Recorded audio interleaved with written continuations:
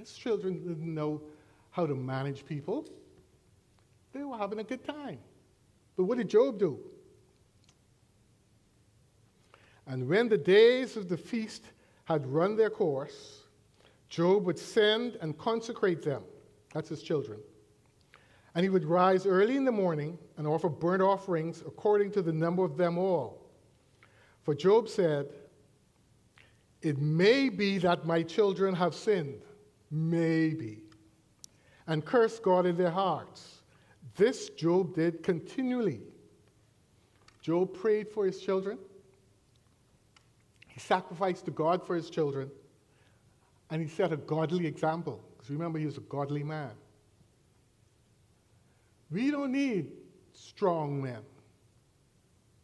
We need strong, godly men. And to be honest, if you're a godly man, you're automatically strong. This country, I say the world, needs strong, godly men. We need to have men of valor again. Men who are willing to die for their God. Men who won't sacrifice their integrity under any circumstance. We need men like Job, not like Job's children. And we need to make sure our children are like Job. Make them work. Don't give it all to them. If they're partying all day, cut off the money. Make them work for it. Pray for them, yes, but direct them also. Many times, I have to deal with boys, and their biggest problem isn't their misbehavior or their dissatisfaction with life. It's their privilege. They've never learned to strive. So when they leave home, they won't know how to strive. And ladies, when you marry this privileged young man who may be rich and good looking, when the going gets rough, he's gone. Parents, cultivate godliness in your children. Raise strong children. Strong children who are godly children. It's not enough for us to say, but I'm godly. Pass it on. That may mean sacrificing some stuff at work. But that's the legacy you want to leave. Your money is not your greatest legacy. Your godliness is your greatest legacy. The negative headlines we read in the paper every single day isn't because godly people are doing foolishness here.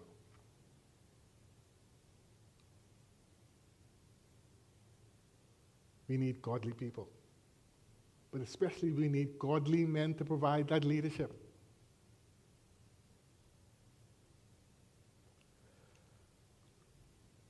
In Job, there's a battle going on in heaven. Satan and God are discussing Job. And God says, my man is good. He's godly. He's blameless. And Satan says to God, oh yeah, that's because you let everything good happen to him. He don't have no worries in the world. Now, you let me at him. He'll curse you to your face. So God says, do with Job as you wish, but don't touch him. Let's see what the scripture says about this battle going on in heaven. Because remember, as we go through life, there's still a battle going on in heaven about us too. There's spiritual warfare that is alive and well. Job, still in chapter 1, verses 8 to 12. And the Lord said to Satan, have you considered my servant Job, that there is none like him on the earth, a blameless and upright man, who fears God and turns away from evil." Then Satan answered the Lord and said, "Does Job fear God for no reason? Have you not put a hedge around him and his house and all that he has on every side?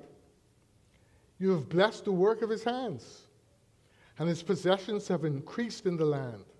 But stretch out your hand and touch all that he has, and he will curse you to your face." And the Lord said to Satan, "Behold, all that he has is in your hand. Only against him do not stretch out your hand." So Satan went out from the presence of the Lord. He went straight to Job.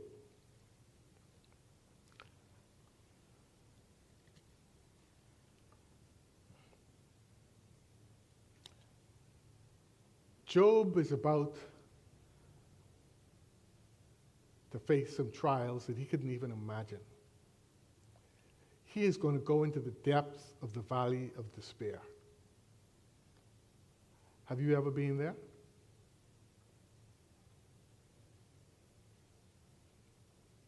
I've been there.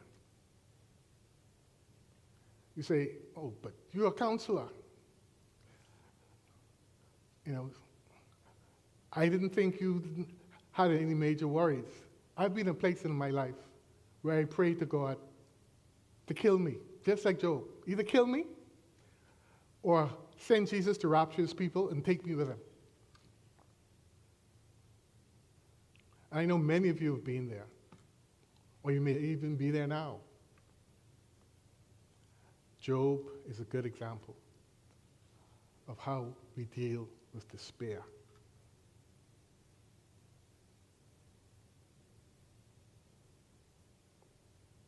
If you want to have the details of my valley experiences, talk to me later.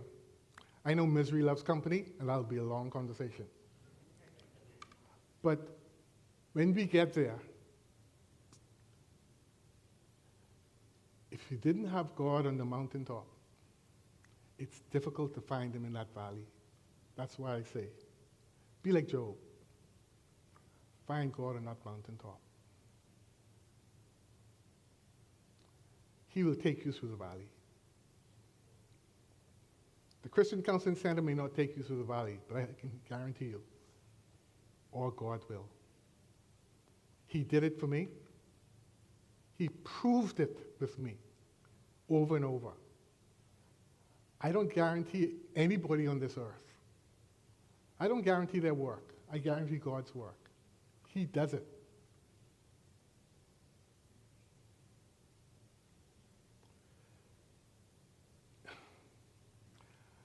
When I was a teenager, I was introduced to a song by a very good friend of mine. It's a song by Andre Crouch.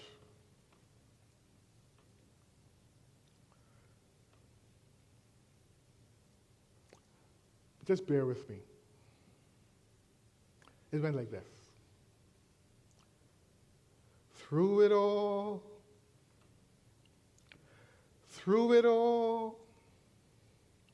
I learned to depend on Jesus.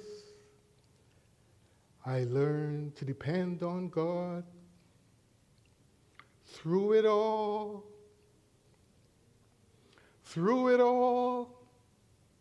I learned to depend upon his word. That's all I had at those times. I would wake up in the morning, 1 o'clock in the morning, I'd have tears in my eyes, I'd be on my knees praying to God. I don't want to be like the Philistines. I want to be able to take care of my family, take care of my staff, and I couldn't see how.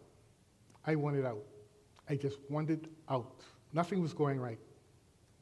Yeah, there was a lot of pride involved. I didn't want to disappoint my wife or my parents or anybody else. But as far as I was concerned, I'd hit rock bottom, and I wanted out. And to be honest, if I did not have God, I probably wouldn't be here today. I would probably take things in my own hands and just get out. If you're ever there, don't do it. God has a plan for you. If God has given you breath, God has a plan for you. And it's a glorious plan. If you think you're there, please, at least talk with me or someone